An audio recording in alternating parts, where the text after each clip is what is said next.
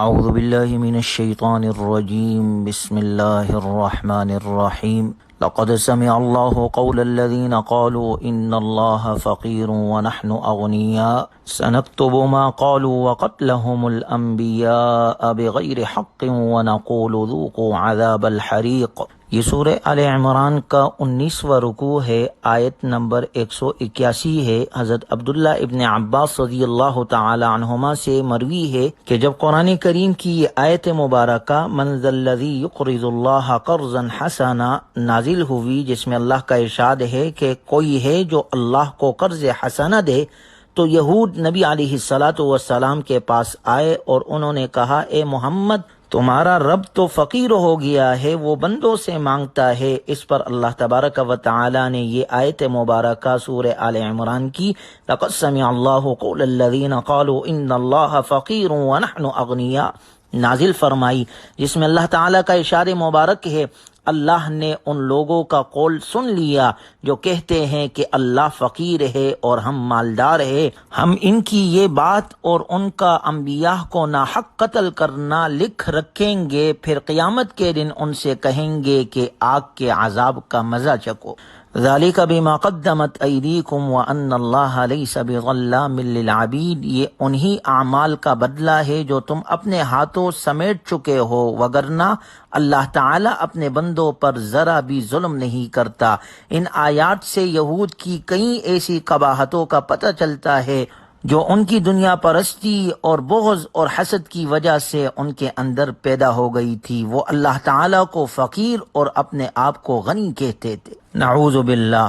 گویا اللہ تبارک و تعالی اور انبیاء اکرام علیہم الصلاۃ والسلام کے حضور بے ادبی اور گستاخی یہود کا شیوا ہے۔ مسلمانوں کو اس سے بچنا چاہیے۔ اسلام ادب اور احترام کا دین ہے، یہاں تک کہا گیا الدین کلہ ادب، دین سارے کا سارا ادب ہی ادب ہے۔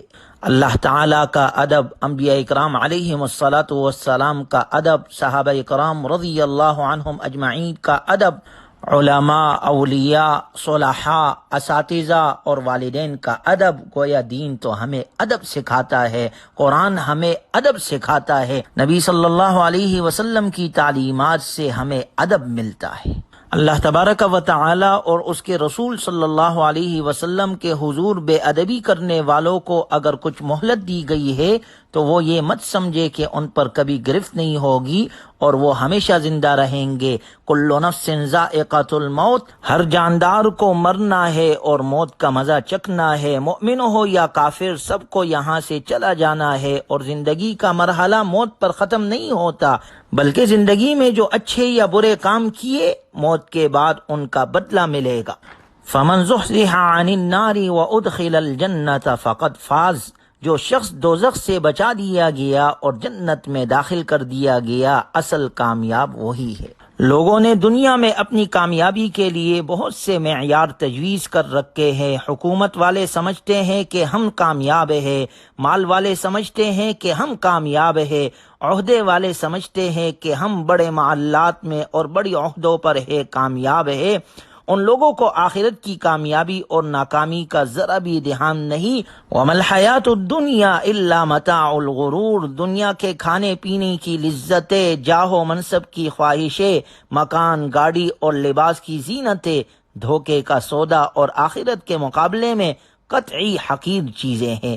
کتنے ہی لوگ ہیں جو دنیا کی ظاہری چمک دمک کی وجہ سے دھوکہ کھا جاتے ہیں اور اسے دائمی چیز سمجھنے لگتے ہیں، حالانکہ دنیا اور دنیا کی چیزیں فانی ہیں۔ اگلی آیت میں اللہ کا ارشاد ہے لَتُبْلَوُنَّ فِي أَمْوَالِكُمْ وَأَنفُسِكُمْ، تمہارے مالوں اور تمہارے جانوں میں تمہاری آزمائش ضرور ہوگی۔ وَلَتَسْمَعُنَّ مِنَ الَّذِينَ أُوتُوا الْكِتَابَ مِنْ قَبْلِكُمْ وَمِنَ الَّذِينَ أَشْرَكُوا أَذًى كَثِيرًا، اور تم یہود و نصارہ اور مشرکوں سے دل آزاری کی بہت سی باتیں سنو گے۔ وَإِن تَصْبِرُوا وَتَتَّقُوا فَإِنَّ ذَلِكَ مِنْ عَزْمِ الْأُمُورِ، اگر تم صبر کرو اور تقوی اختیار کرو تو یقیناً یہ بڑی ہمت کے کام ہے۔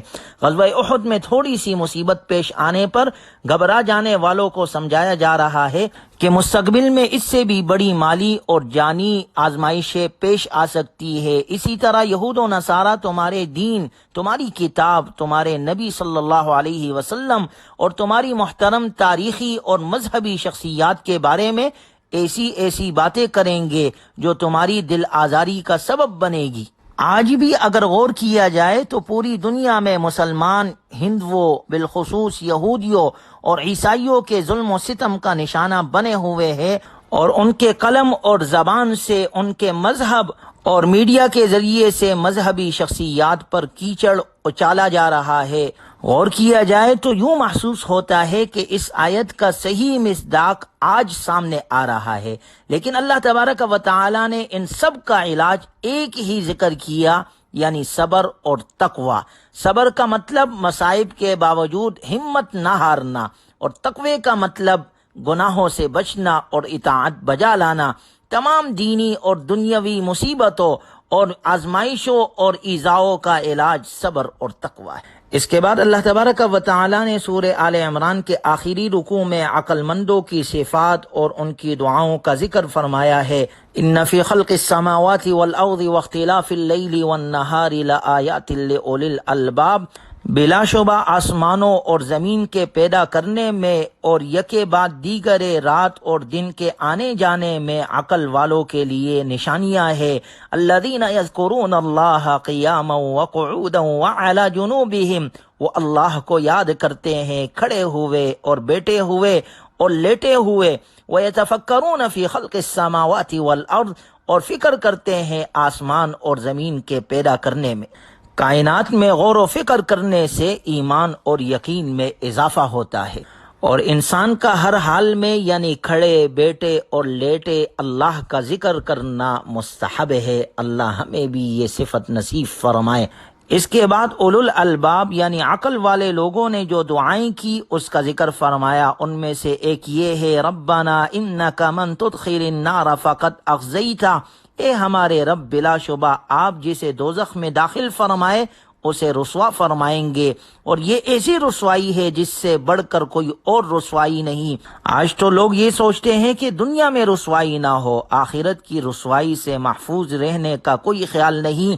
وہاں کی رسوائی تو اولین اور آخرین کے سامنے ذلیل ہونا پڑے گا، یہ بہت بڑی رسوائی ہے۔ اللہ ہمیں دنیا آخرت کی رسوائیوں سے محفوظ فرمائے۔ اگلی آیات میں مزید دعاؤں کا ذکر ہے۔ ربنا اننا سمعنا منادیا ینادی للایمان ان آمنوا بربکم فآمنا، اے ہمارے رب بلا شبہ ہم نے ایک پکارنے والے کی پکار سنی جو ایمان کی دعوت دے رہا تھا کہ اپنے رب پر ایمان لے آؤ۔ فآمنا، سو اے ہمارے رب ہم ایمان لے آئے۔ فاغفر لنا ذنوبنا وکفر عنا سیئاتنا وتوفنا مع الابرار، سو ہمارے گناہوں کو معاف فرما اور ہمارے گناہوں کا کفارہ فرما اور ہمارا خاتمہ اپنے نیک بندوں کے ساتھ فرما۔